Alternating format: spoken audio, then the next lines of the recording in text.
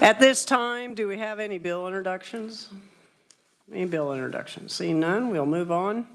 And today we're having a hearing on Senate Bill 362, repealing the expiration provisions of the Sedgwick County Urban Area Nuisance Abatement Act. And we have Christopher Landrum, Director of Wichita Sedgwick County Metropolitan Area Building and Construction Department. Welcome, Chris, to the committee.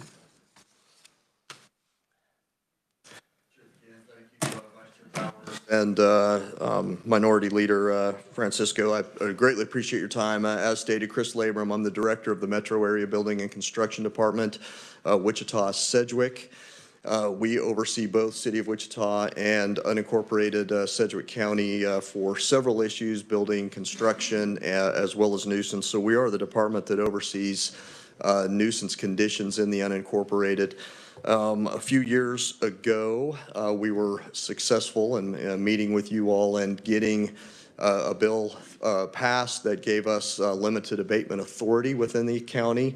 We did not have that option, and we did find that we got into some scenarios where we just could not get a solution and couldn't find another a way. So we emphasized and continue to emphasize, emphasized at that point and continue to emphasize now that that we do not prefer to do this. There is in no way a change of ownership with property or anything like that that we would enact with this. And we do want to use it very sparingly. So once we had the authority from the bill that was passed in 21, we did go forward with a nuisance abatement code of ours. We were very diligent in ensuring that we met all of the criteria in the statute provided us.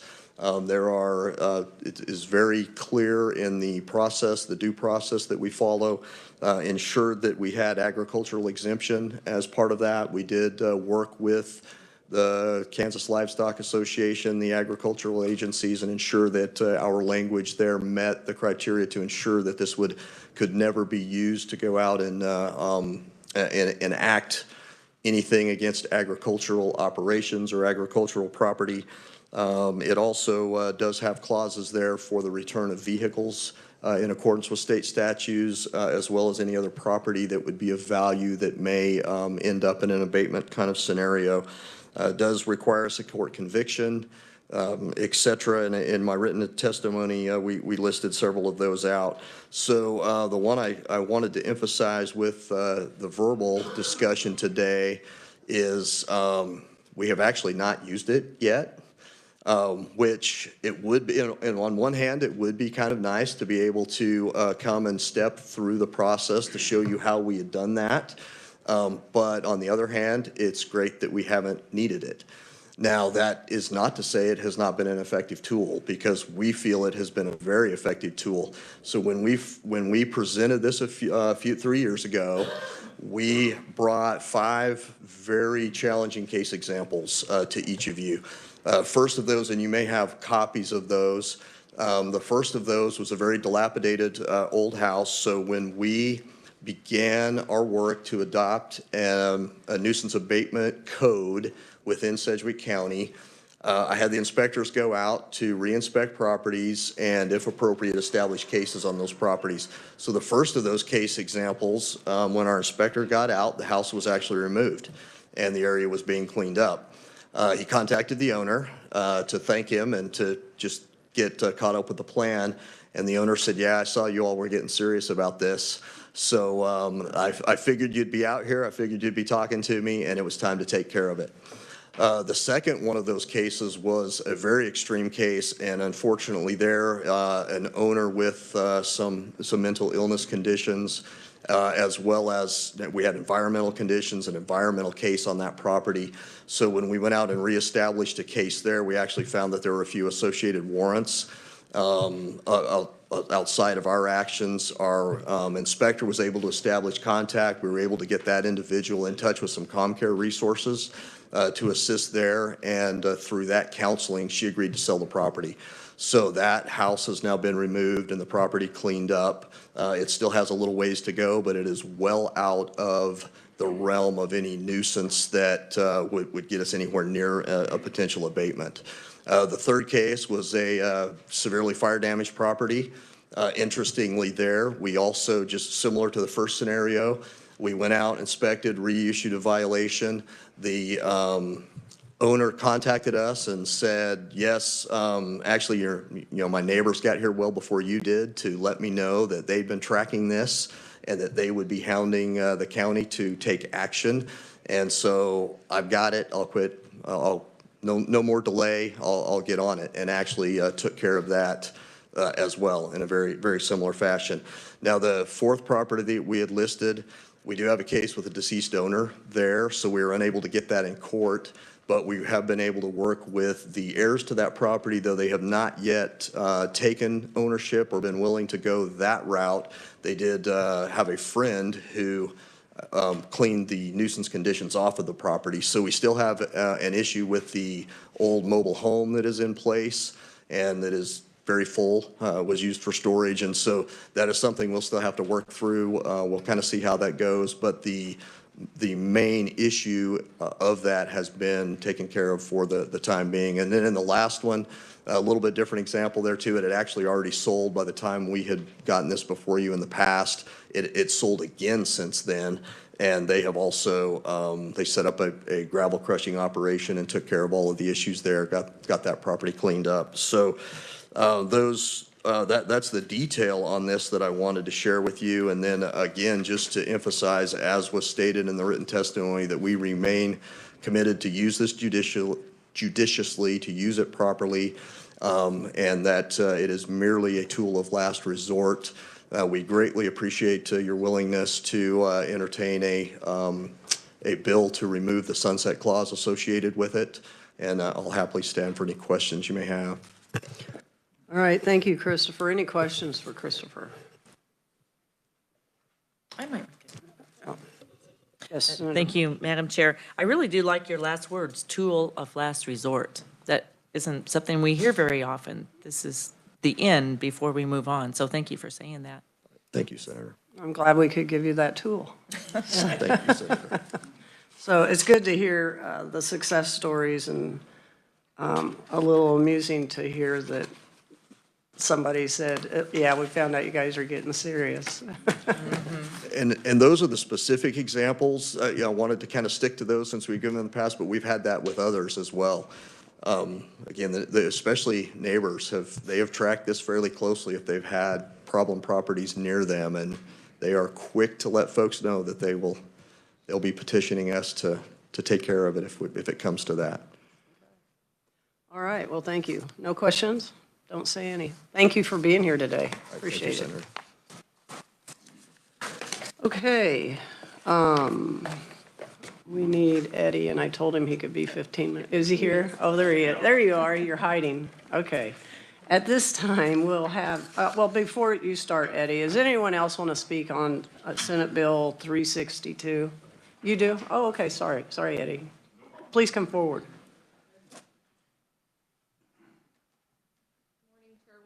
Committee. I'm Megan Stuckey. I'm here on behalf of Kansas Grain and Feed Association.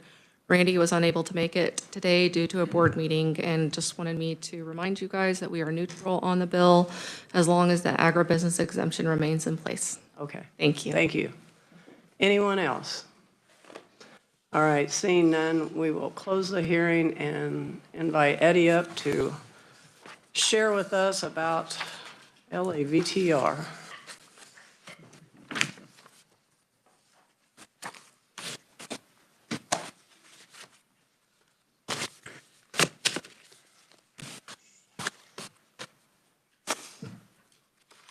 Okay, thank you, Madam Chair and members of the committee. It's a pleasure to be here.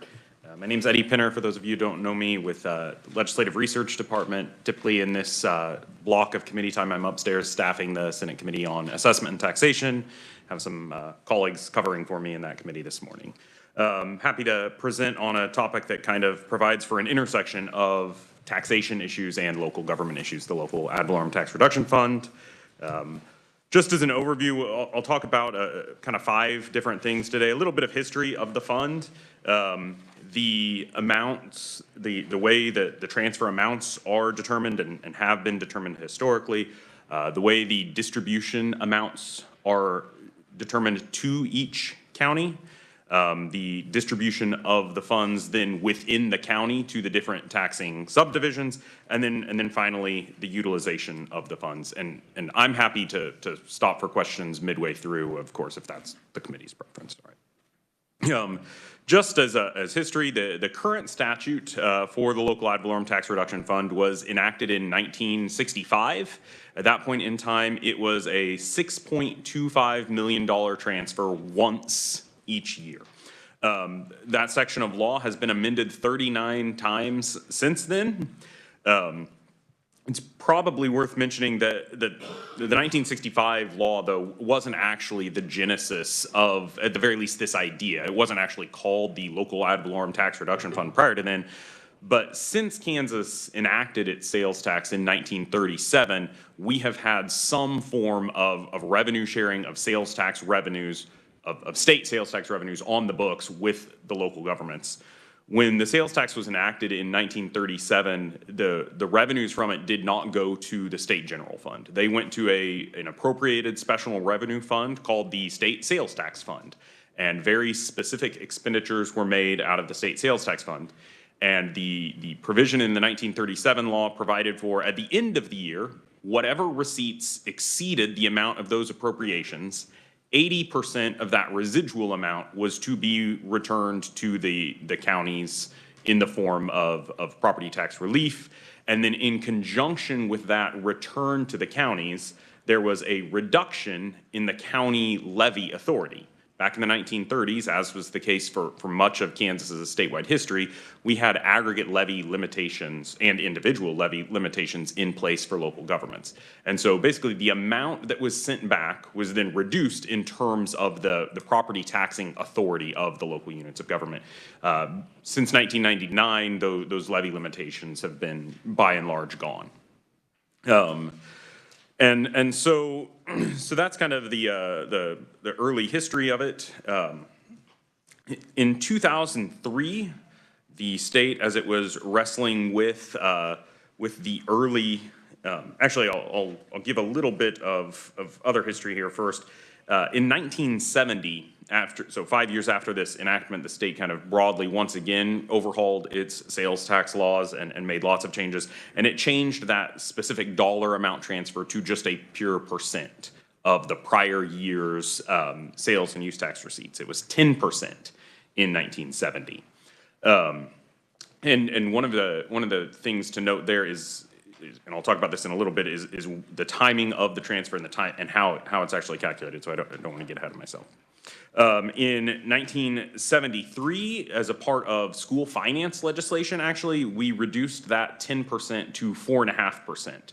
That was one of the first major state school finance overhauls prior to the late 60s and early 70s. School finance was almost entirely a local game. There was almost no state legislation involved in it at all. In 1970, the legislature sought to provide some statewide uniformity to school finance. Part of the question in enacting school finance at the time, and this remains a question anytime you revisit school finance today, is how are we going to pay for this?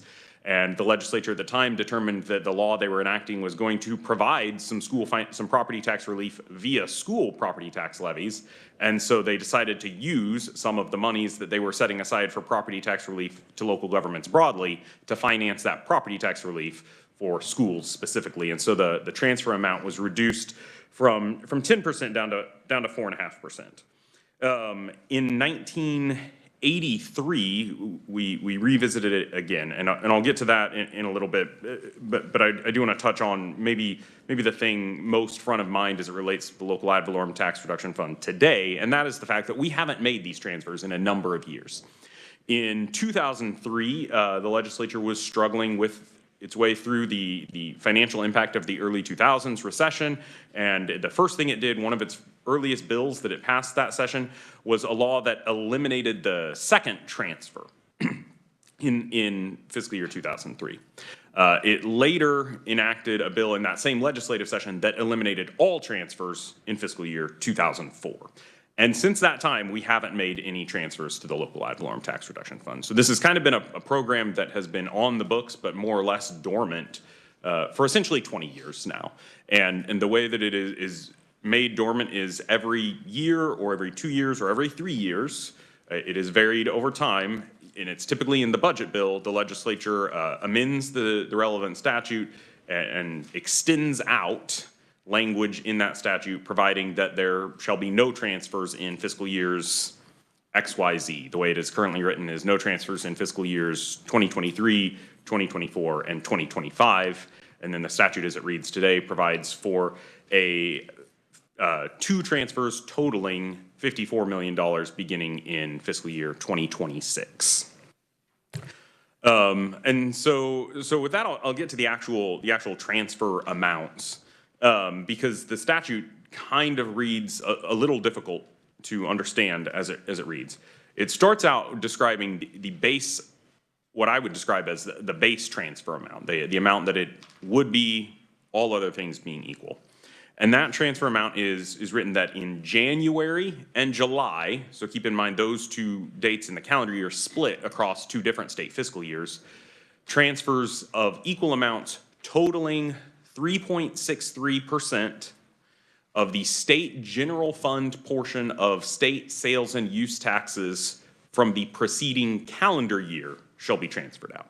And so that means that we're operating on a January through December basis to determine our transfer amount. The first half of that goes out in January, the second half of it goes out in July, which means that on a fiscal year basis, you have two different transfer amounts in each fiscal year under this kind of base formula, because the July 2024 amount would be based upon calendar 23 SGF sales and use tax receipts, and the January 2025 amount, the second transfer of fiscal 25, would be based on calendar year 2024 state SGF sales and use tax receipts. And so right now, I can't tell you with absolute certainty what the transfer amount would be under this provision for if it were in place for fiscal year 2025. But what I can tell you what the calendar year 2024 transfer amounts would be. And so I can tell you what the fiscal year 2024 transfer amounts would be. The law, as I mentioned, is written to provide for no transfers in 23, 24, and 25, but then there is a second transfer amount determination that says that, in essence, regardless of that earlier paragraph with that 3.63% formula, beginning in fiscal year 2026, it should just be two equal transfers each year, totaling $54 million or $27 million each. I do have here, almost just as an informational item, what the base transfer amounts would be were we to use that 3.63% formula, what they would have been for the last, it looks like 6 fiscal years. You can see down closer to $100 million for the first 3 of those, and then the combination of inflation and marketplace facilitators legislation increasing use tax receipts kind of kicks in beginning there in fiscal year 22 and then continues on into 23 and 24. And so those amounts bump up, and now they're closer to $130 million. While we're on this slide, this is probably a good time to mention that a 1983 change to the law. I had mentioned earlier on that it used to provide for a single transfer on January 15th based entirely upon the preceding calendar year's sales and use tax receipts. In 1983, the legislature was struggling its way through the fiscal impacts of the early 80s recessions. In the early 1980s, we had what is oftentimes referred to as the double dip recession, when the Federal Reserve dramatically increased interest rates in response to the persistent and robust inflation of the 1970s. And that resulted in an economic downturn there in the early 80s. And the legislature undertook kind of a one-time budget maneuver for the state's benefit. And it changed from a single transfer in January to two half transfers, once taking place in January and once in July. What that does for the state is it saves money one time. Half of the transfer amount is shifted into a later fiscal year. Since most local governments are on a calendar year budgetary basis, it in essence was no impact on them as long as they had sufficient cash flow in place. Now, the one exception to that is community colleges who of course, were on a kind of a school year basis. And so there is a specific provision as it relates to community colleges to ensure that shift of receipts there didn't adversely impact their budgetary issues in 1983. Are there any questions here? I've talked for a long time. Senator Dahl. Thank you, Madam Chair. I'm not sure if this is too early to ask this question, but is for property tax relief, but does that specifically have to be just to attack mill levies? Because to me, property tax relief, it comes with strings attached. So like they need a bridge replaced or something like that. The county does, which is extremely expensive. They couldn't take that LAVTR money and dedicate it towards that, could they? Or is that? So I'll talk more about the exact utilization of the funds later on, and we'll get to that sort of issue. Senator Thompson. Thank you, Madam Chair. Thanks, Eddie. So if I understand this correct, we're using all the LAVTR funds for school funding right now. Is that correct? I think that's what I heard you say, but maybe I'm incorrect on that. But I don't know that that's the way I would phrase it, because when we suspended the transfers fully in 2003, 2004, at that point in time, it wasn't part of a school finance maneuver. Now, back in the early 1970s, when we reduced it from 10% down to 4.5%, that was part of a school finance. Okay. Conceptually, then the idea was, we've been spending 10% of the state sales tax on property tax relief via the local ad valorem tax reduction fund. Okay. And prospectively, we want to, in essence, spend that same amount on property tax relief, but rather than have it all go to the LAVTRF, a fraction of it would go to property tax relief via this new school finance approach that we developed in the 1990s. The reason I ask that is because with none of the money going, well, we basically had a 22% increase in my local taxes from the school district on the latest tax increases in Johnson County. I was just kind of curious about that. Yeah, and it's probably worth mentioning that 1973 school finance law bears very little resemblance to the way school finance is written today. We had several kind of medium-sized overhauls of school finance throughout the 70s and 80s, and then a major school finance rewrite in 1992, and then you all undertook a pretty substantial school finance rewrite that resulted in a similar style formula during the 2017 and 2018 session. And one last question, Madam Chair, very quickly. It says on that last slide, transfers of $27 million twice a year beginning in fiscal year 2026. So is the law changing? Is there a sunset to that zero transfer? Yeah, the way the law is currently written, the zero transfers would come off the books automatically beginning in fiscal year 2026. Okay. Absent further statutory change. Okay. By you all. Thank you, Madam Chair. Senator Straub. Thank you, Madam Chair. Thank you, Eddie. So looking back, you were saying that in 1970, they did the standard 10% transfer, but then in 73 was when they reduced and put 4% towards school finance. Did the remaining 5.5% go then towards property tax reduction? So the 1973 left it at 4.5% going to the LAVTRF. The other 5.5% was kind of, they didn't specifically allocate that to school finance, but it was part of the same legislation reducing the LAVTRF transfer. And it appears that it was basically, how do we make the budget work with this new school finance law?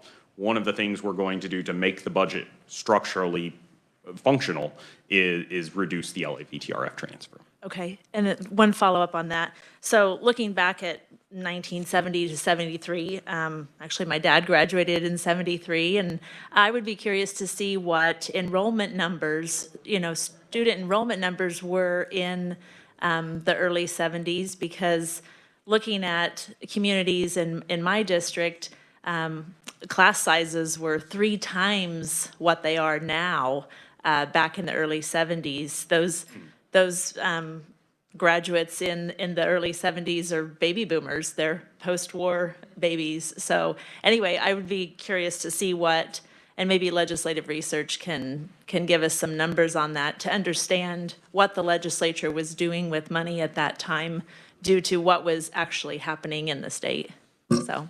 Yeah, I would be a little surprised if it's even viable to track down the individual district enrollment numbers that far back, but I'm guessing that through some national long-term data sources, we could track down the aggregate statewide enrollment numbers. Other questions? All right. Continue, please, Eddie. All right, the next thing to discuss is the distribution of the monies to the counties. And it's a relatively straightforward methodology within the statute. It's a two-factor formula. The first of those factors is the county's share of the statewide total population, and that accounts for 65% of the formula. The second factor is the county's share of the total statewide taxable valuation, and that accounts for 35% of the formula. As a historical note, for much of the fund's history, this was a 50-50 distribution. I am not able to discern why the legislature decided that population was almost twice as important as taxable value in this formula. But at one point in time, the legislature changed it from a 50-50 split in terms of this two-factor formula to one that weighted population more heavily than taxable value of the state. At this point, I did include a couple of handouts for you. I'm going to draw your attention to the first of those. It's a two-sided table that includes all 105 counties across the state. And that has the most recent available as of this past summer. It's probable that we could get some 2023 population data updated since then. The formulas, how it would work out today. And so those first two columns after the county names are the kind of the base input data. The third column is the ratio, the share of any local ad valorem tax transfer amounts that each county would get were it being funded today. And so one of the things that is easy for me to draw your attention to, these are in hundredths. So if you look down to Cowley and Crawford counties, about a third of the way down there on the first page, you can see that each of those are slightly more than 1% of the local ad valorem tax reduction fund that would go to those counties.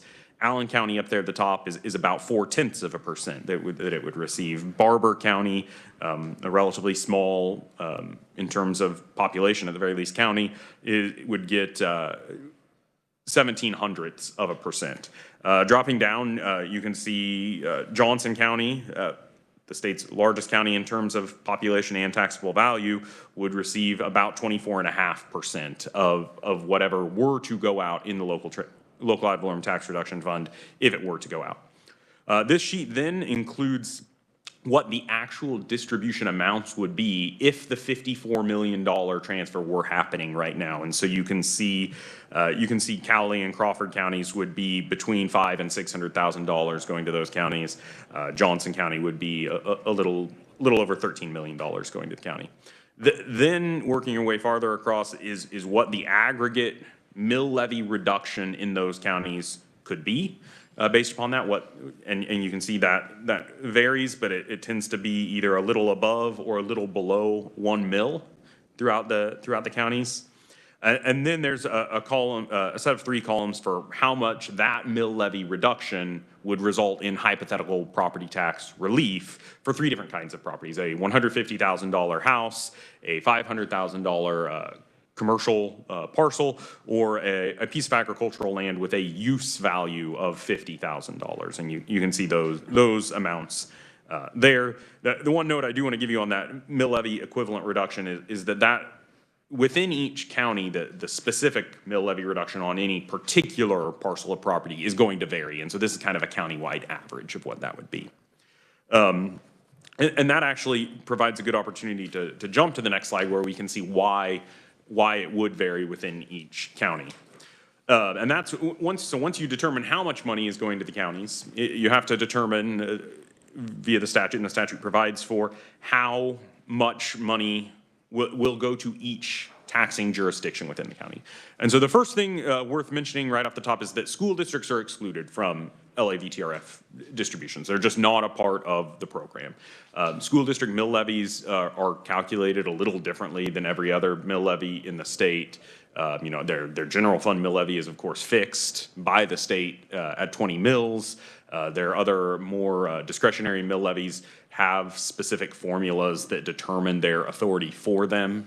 And so they, in that sense, they kind of vary. And the state also provides equalization aid for those mill levies, for some of those mill levies, using some statutory formulas. And so school districts are kind of just conceptually carved out of it entirely because of that. And so then you just total up the total amount of actual property tax levied the preceding year, and then each remaining taxing district's share of that is how much they would get in the LA VTRF. And so what I've got here is kind of a hypothetical example for you. And this is obviously a small rural county. The main reason I did that is that they're a lot easier to do these sorts of examples for, because there tend to be fewer taxing subdivisions in smaller rural counties than there tend to be in the larger counties. And so this is a very small county, and then I rounded all the numbers and made a couple of assumptions. So this is a hypothetical county, but it does pretty closely mirror an actual county that does exist in Kansas. And I apologize, I cannot recall off the top of my head which county that would be. But you can see that hypothetically within this county, you know, we might have $80,000 of property tax for the state, because the state only levies 1.5 mils. It's a small piece of the property tax puzzle. The county government, 6.8 million. In most rural counties, the county government is the largest, other than school districts, the largest taxing entity. A couple of smallish cities in this county with very small property tax levies. 2 school districts, one of them makes up the bulk of the county, and the other one's very small and presumably some rural part of the county. You know, one with 15 million and the other with only $600,000 of property tax. And then a few special districts, a cemetery, a regional library levy, and then a water district. And then this assumes that using the formula here, this county would have gotten $45,000 of LA VTRF money. And so you can see that the school districts and the state are carved out of that. I probably should have clarified that when I clarified that the school districts are excluded. The state does not get back any LA VTRF money that it sends out by virtue of its 1.5 mils either. So those are excluded, and then the balance of the counties are weighed against their pro rata share of the balance aggregate property tax levy. And so in very rural counties, the county government is going to be the primary beneficiary of this, because other than school districts, they are the primary government in those very rural counties. Now, in an urban or suburban county, or even in a medium-sized county, there's going to be a lot more wide distribution of this. And the other thing I should probably qualify as it relates to this is, this was a county that doesn't have townships active. All of the townships have had their functions absorbed by the county government. Some rural counties do still have townships that are levying, and so in that instance, maybe the county wouldn't be quite as large of a share of this, because those townships would be substantial taxing entities. And so that's kind of how it would be distributed across the counties, or across the taxing districts within the counties.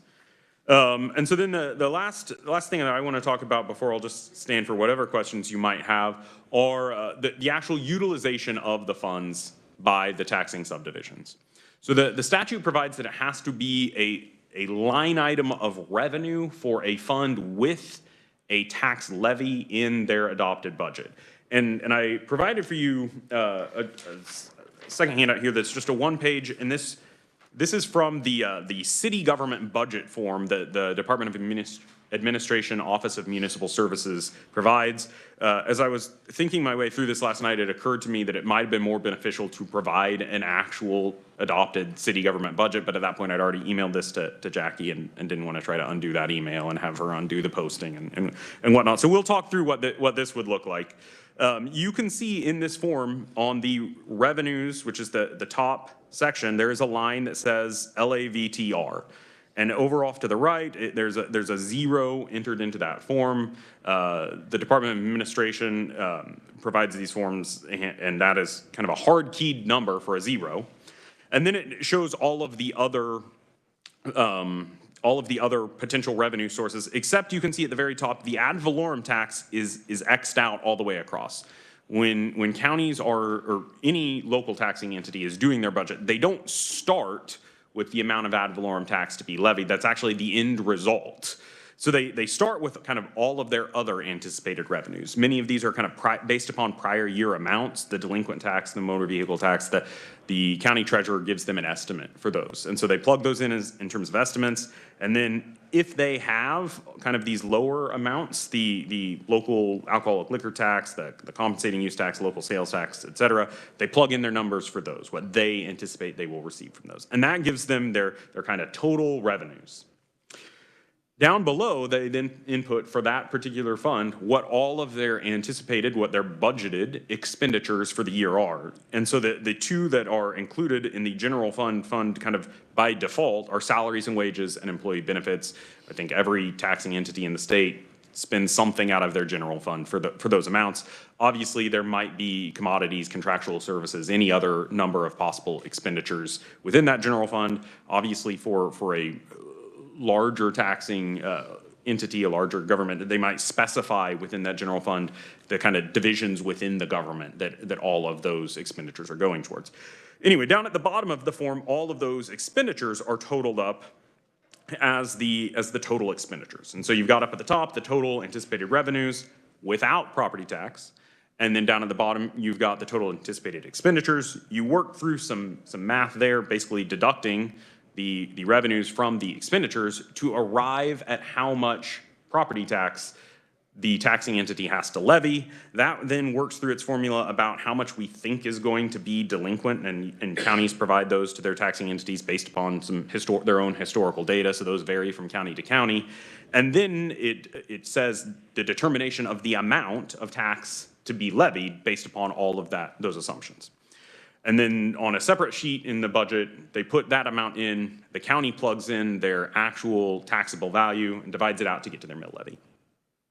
Obviously, while they're doing these exercises and this work, probably shouldn't call it an exercise, the taxing entities, they have estimated amounts of taxable value, so they're able to get to estimated mill levies, but the actual final precise taken out to 3 decimal point mill levy that is levied is actually determined by the county on behalf of all of these taxing districts based upon the final trued up valuations. And so all of that to say that if the LAVTR number was a number larger than 0, that would increase the total amount of revenues available, and the expenditures would have a larger amount deducted from them, which working its way through would result in a smaller amount to be levied as property tax. And so that's in essence the mechanism by which the local ad valorem tax reduction fund gets to tax reduction, is that it functions as an alternative revenue source, thereby offsetting the need for property tax, since property tax is, of course, the float in local government budgeting in Kansas. And so with that being said, there's just a couple of other notes as it relates to the utilization of these funds. The first is that they can't be sent to debt service funds. The taxing entity gets to decide which of its funds it's going to put its LAVTRF into, but as a matter of law, it can't go into a bond and interest fund. And the other thing is that if there is a fund that they're using that has a maximum levy amount, the LAVTRF money can't be used to kind of circumvent that maximum levy amount. However, I put in here in parentheses, historical note.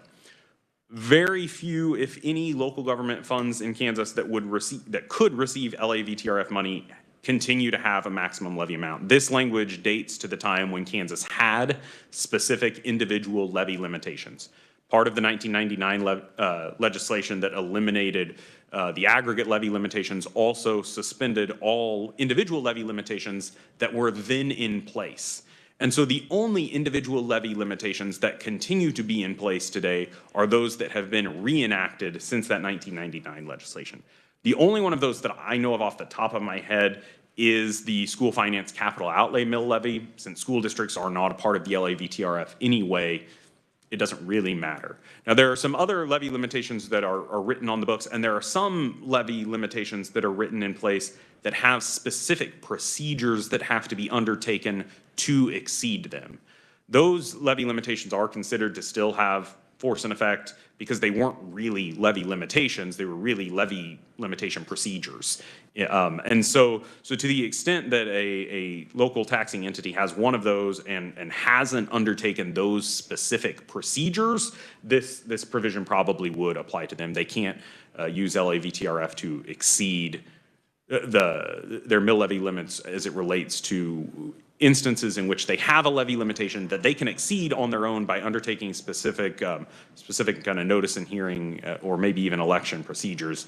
And so that's the application of this. So returning to Senator Dahl's question about their ability to use this for a bridge replacement, since that might be kind of a one-time unanticipated cost or one that maybe they planned on it at a certain point in time but weren't sure which year it was going to occur. The short answer is it depends. They might be able to use it for that if it fits within these sorts of parameters. Of course, it would have to be a fund. They would have to be paying for that bridge replacement out of a fund that has a levy, and then they would just use the LAVTR as the revenue source for that particular fund, which down below would offset whatever property tax would otherwise be used to finance that bridge replacement. So that's kind of the answer to that question. And so with that, I would stand for whatever remaining questions the committee may have. Thank you, Eddie. Senator Schallenberger. Thank you, Madam Chairman. Thank you very much. It was very interesting and enlightening.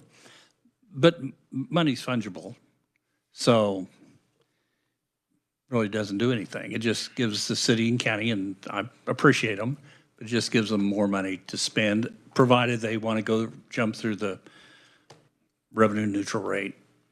Yeah, in a certain sense, it would be better titled the local ad valorem tax offsetting fund, because it mechanically, as a matter of law, does offset property tax. Whether or not it actually reduces it is really in the hands of the local government. They can make whatever spending decisions they want to, and they can consider the availability of LAVTRF funds as they make those spending decisions. But yeah, whether or not they decide to have their expenditure level be higher because they know that there's a revenue source available in that LAVTR line up above in their budget is of course entirely up to them, yes. Thank you. And one comment. Also, all this procedure that you talk about that the cities or counties go through to develop their budget are all done with estimates, and often the county clerk doesn't give the real numbers to the city until after their budget has been completed, and they have to go through a revenue neutral rate system that the legislature in its wisdom determined they needed to do, and often they're stuck with revenue neutral rate being higher or lower, and they have to have a hearing even if they're not going to raise their taxes. We've kind of cobbled this up in a way that doesn't work very well. Yeah, one of the challenges of the revenue neutral rate is that it is based upon the data as it exists at the time of certification, which of course isn't necessarily the data as it will exist at the time of actual budget adoption. Right. Thank you. What you mentioned there, though, on the first point about money being fungible does remind me of a historical note that I recalled from my first session working for the legislature was 2014. And in 2014, the House adopted an amendment on the floor that would have reinstated the LAVTRF transfer beginning the following fiscal year, in fiscal 2015. It ultimately didn't become law. But that amendment did include a provision in it that specified that the actual amount of property tax levied, kind of that bottom line total, had to be reduced by at least 80% of the revenue amount in the LAVTR line in order for the taxing entity to receive any money in the LAVTR line. And so there is a way to get at it where it can truly provide that year-over-year reduction in taxes by a specific fraction of whatever the LAVTRF is, but it doesn't have to. And it isn't that way as written currently. Okay. If I may, thank you. And so you're the tax guy, I'm assuming that's why you're here. Can you recall in the tax bill that passed that the governor's contemplating signing or vetoing, the homestead exemption part of that, how much for a $150,000 house did that give? This gives $27 in my.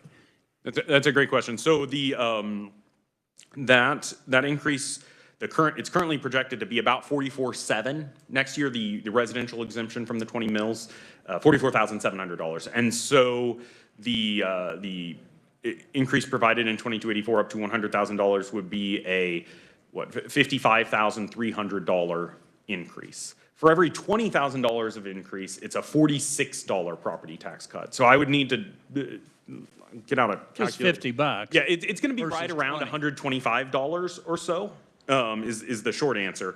But I'll do the actual math here as on my calculator as I can talk. tell you can do more than one thing at a time. How much did that part of that bill cost? So it's $127 is the first answer for every home valued at least $100,000. My recollection of how much that cost is that it was in the $90 million range. Okay, thank you very much. The other thing, of course, of that provision is that it is specific to residential property, whereas this applies to all property. You're right, thank you. All right, thank you. Final question. I don't see any. Eddie, thank you for being here, and I want to also thank your chair, Senator Tyson, for loaning you to us. We appreciate that, so. Happy to be here, thanks. It's obvious you were the one, so. Is there anything else to come before us? Seeing none, we are adjourned.